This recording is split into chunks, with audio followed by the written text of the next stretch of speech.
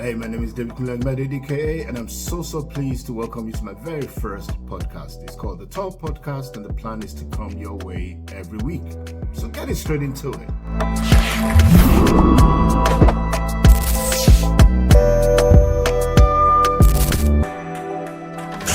If you know somebody, or maybe this is you actually, but if you know somebody, a friend, brother, a sister, an uncle, an aunt, a nephew, a niece, or like I said, maybe this is you, 35 and single, 35 not married, does that make them irresponsible?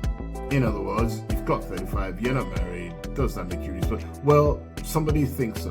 A certain gentleman, his name is Pastor David Kunle, based in Port Harcourt in Nigeria. His exact comments: if you're 35 and you're not married, you are irresponsible. Incidentally, I listened to another preacher a few days ago who even took it a step further and said, if you're 40 and you're not married, you're cursed. Really, preacher?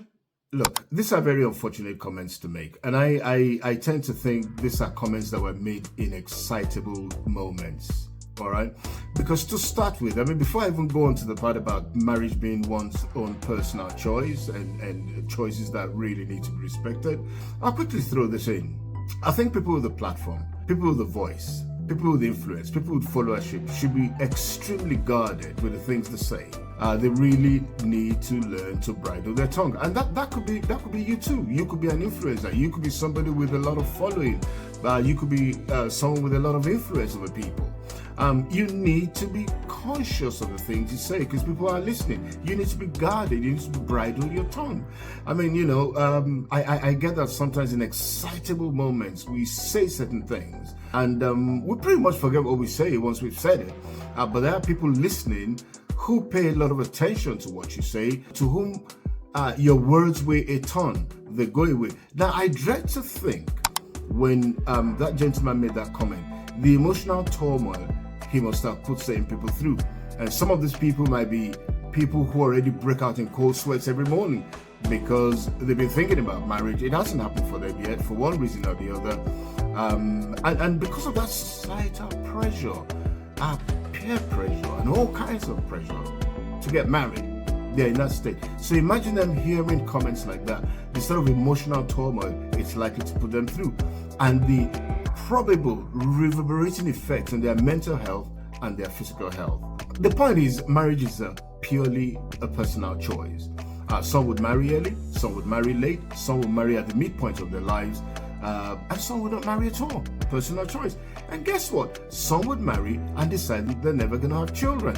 A gentleman was online the other day, young man, young Nigerian, and talked about he would like to get married, but he just doesn't want to have children. You can imagine the amount of flack he got for that comment. Mighty people. I mean, some comments went as far as to say the statement was abominable. How on earth would you not have children? I respected that comment. I absolutely, totally respected it. That's a man who's looked inward, he's assessed himself, he's realized he doesn't have the daddy genes, he doesn't have the inclination towards parenthood, and he's taken the high road. He's been honest. Because at the end of the day, if you're not ready for it and you do it, not only are you going to suffer, the kids that you're going to bring into this world will suffer even more. So my take on that comment, I think you listeners, be careful what you listen to. Be careful who you listen to. There are some people that have opened themselves up to a world of trouble because they listen to the wrong preacher, they listen to the wrong preachers, they listen to the wrong advice, they follow the wrong person, and have ended up opening up themselves to a whole lot of trouble. All right, we need to develop the ability when we hear things to separate the wheat from the tares, to separate what's nonsense from common sense. My take, that statement, utter nonsense. Marriage is a personal choice. You decide. It's your peace, it's your life, it's yours. As long as you're not hurting anyone and you're not breaking the law, your choices must be respected. All right, if you're 35 and you're not married, maybe because you don't want to yet, you haven't found the right person, you shouldn't feel condemned. Your choice, your time. And it's very important, as I said earlier, that we're careful who we listen to. So if you think that statement was more nonsense than common sense, I'd love to hear from you in the comment section. With the same token, if you think it's more nonsense or more common sense than nonsense, I still love to hear from you in the comment section. Till I come your way again, take care of yourselves. Goodbye.